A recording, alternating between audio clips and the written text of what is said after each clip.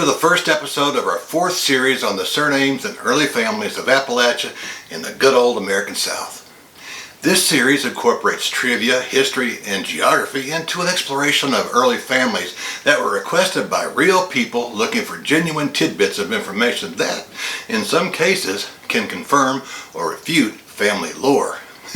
Special attention is given to Appalachia and the South, but many of the families we discuss are among the earliest families in Colonial America. Even if your family name isn't highlighted today, you can learn something about the family of a neighbor or a friend or an in-law. If you'd like a free copy of the surname catalog that we've covered thus far on the show, stick around to the end to find out how you can get one. It's just an email away. I hope you'll join me. Number 1, Shelby. This name always conjures up memories of two women in my mind. The first was my step-aunt, Shelby England, and the other is the character played by Julia Roberts in Steel Magnolias, the 1989 so-called romance comedy. Now, if you watch this movie and don't feel sad, shed a few tears, or even feel depressed, I want to know what kind of meds you're on. If you look up chick flick on Google, though, this movie isn't listed as an example. Perhaps it's too old, but any movie that stars 6 women and has one of the most powerful and compelling tear-jerking scenes in it, it's a chick flick of the first order. Of course, I'm not about to leave out the men folk here. The 2019 movie Ford vs. Ferrari stars Christian Bale and Matt Damon. The film tells the early story of the Shelby Mustang and its developer, Carroll Shelby.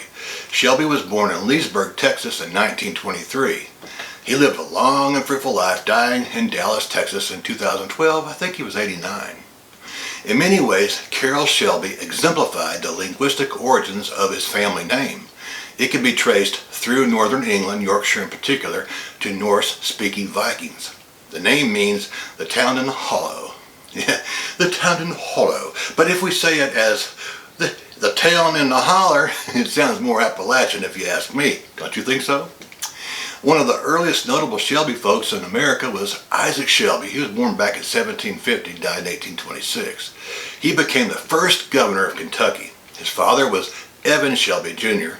He was born in Wales. He first arrived in Maryland with his father, Evan Sr., and presumably other members of his family, but later moved to what would become Sullivan County, Tennessee. That's up in the Tri-Cities region, up in far eastern Tennessee.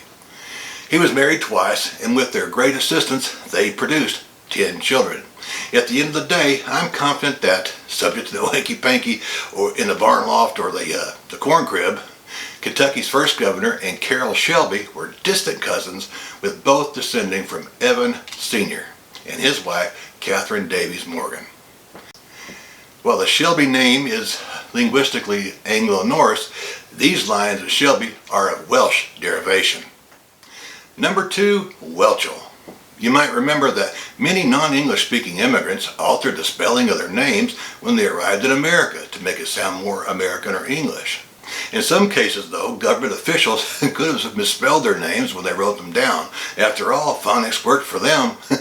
It's not known whether or not either one of those explanations applies to Welchel. What seems to be agreed upon amongst onomasticians, that's a person who studies the origins of surnames, is that it's most likely an altered form of the German name Welcher, which identified the bearer as a foreigner coming from Italy or France.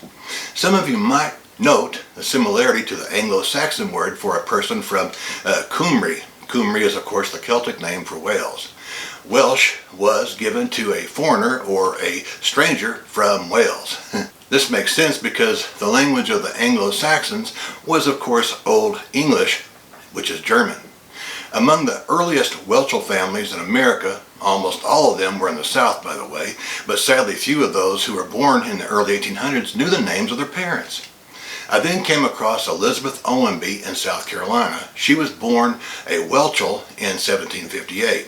One of her 12 siblings was Francis Marion Welchel Jr., born 1754, died in 1816. He was born in Virginia, and like Elizabeth, he died in South Carolina. By researching him, I found that his father, Sr., was a physician who was born in the Netherlands in 1730. That's Holland. Senior was known early in life as Franz, or Franz, or Franz. So no doubt he changed his name to match that of Francis Marion, nicknamed the Swamp Fox, who was born in 1732, died in 1795. After the French and Indian War, he became quite famous. At any rate, Senior was married twice, first to Anne Stockton and last to a lady named Martha. Don't know her last name. Don't know who her parents were or anything, really. He and his wives had 12 young'uns. I suspect that they are the first and principal line of antebellum Welchel folk in America. Subject to no hanky-panky in the barn loft, I'm confident that they are traceable to Holland in the land of the Dutch. Number 3, Crusenberry. I received this request to cover Crusenberry from a service advisor at my local Triumph dealership in Knoxville, Tennessee.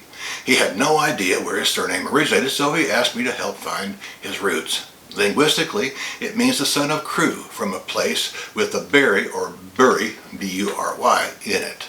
However, it's not that straightforward. Crusenberry is an altered form of Quisenberry or Quistenberry. The consensus points to a location called Glastonbury in Somerset, England. So Crusenberry is an Americanized form of Glastonbury, an English habitational name. I challenge you to say those words 5 times in a row. Glastonbury, Crusenberry, Glastonbury, Crusenberry. Whew. Right, I hope you're able to follow the logic of my reasoning. We can narrow the focus of the name to Campbell and Anderson counties in Tennessee.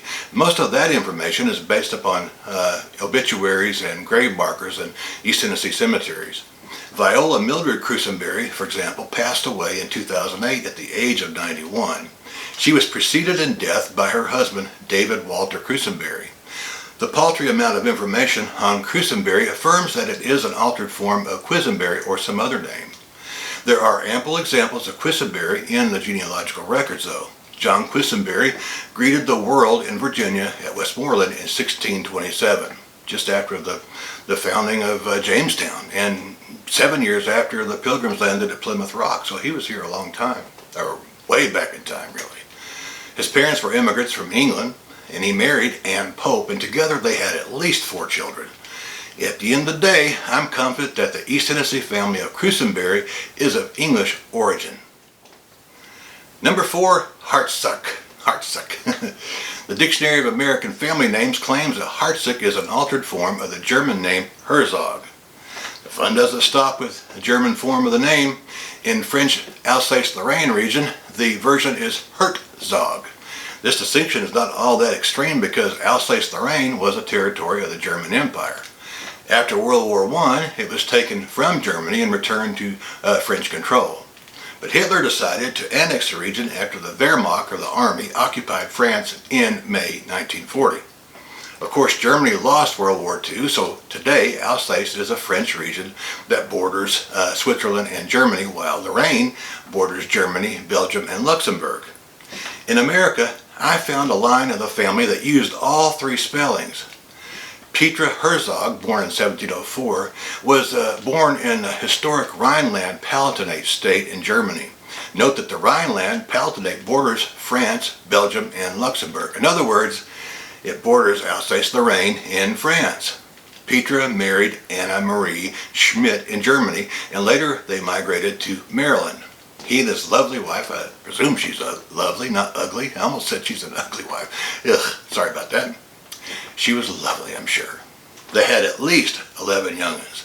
In addition to Herzog, Hartsuck, and Herzog, lines were born when 2 of their children or kids changed the spelling of the immigrant couple's name.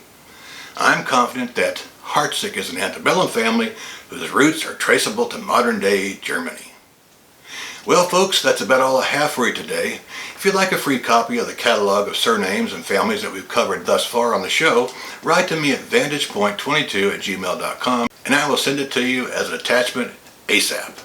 Before I close today, I need your input about something. I'm concerned about the quality of the episodes and the viewership.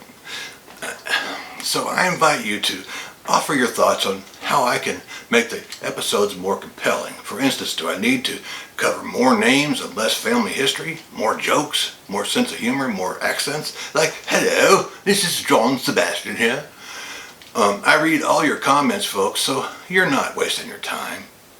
Until I see you again, may the good Lord bless and keep you, and may He make His face shine on you and give you peace. Bye-bye.